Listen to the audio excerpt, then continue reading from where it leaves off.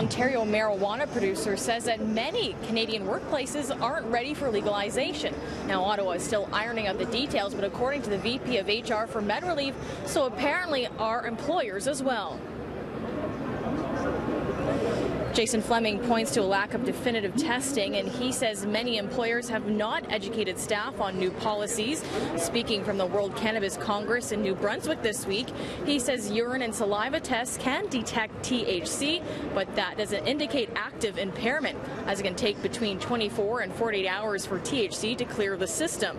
Now, marijuana is expected to be legal across Canada this fall, so we decided to see if those responsible for getting you from point A to point B are prepared. First up, the TTC. It brought in randomized testing 1 year ago. For drugs, it's an oral fluid sample that we take.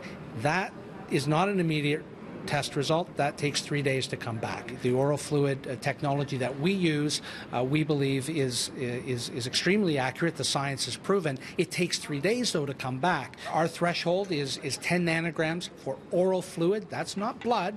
That's oral fluid, and we feel that will give us a result that is likely impairment. What's going to change with cannabis being legalized is nothing, because we still have that policy that you can't come to work impaired.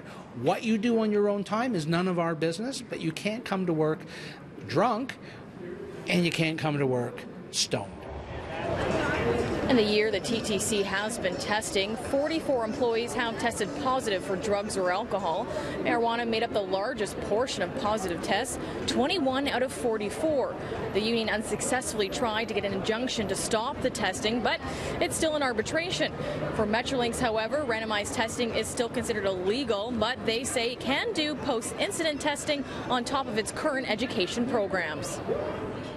We will be adding in the legalization just to keep people informed that it doesn't really change anything according to our policies. It's perhaps legalization is in effect, but it doesn't really change anything. In terms of, have you set a threshold in terms of impairment, and will you eventually be moving to something like randomized testing like the TTC? We're looking at the randomized testing for operators, so that's something we're monitoring. Right now it's actually illegal to do that, and TTC has a test case there, and so we're monitoring that, the results of it, and to see where we'll go from there. And coming up, we ask employment lawyer Howard Leverett what all employees need to do in advance of legalization this fall. As we told you at the top of the hour, there are concerns that a majority of Canadian workplaces aren't prepared for marijuana legalization this fall. Things like the proper procedures and testing aren't in place yet. Well, according to a top employment lawyer, those things may not be needed in the eyes of the law. I think there's really no onus. I think the fact is they already have rules.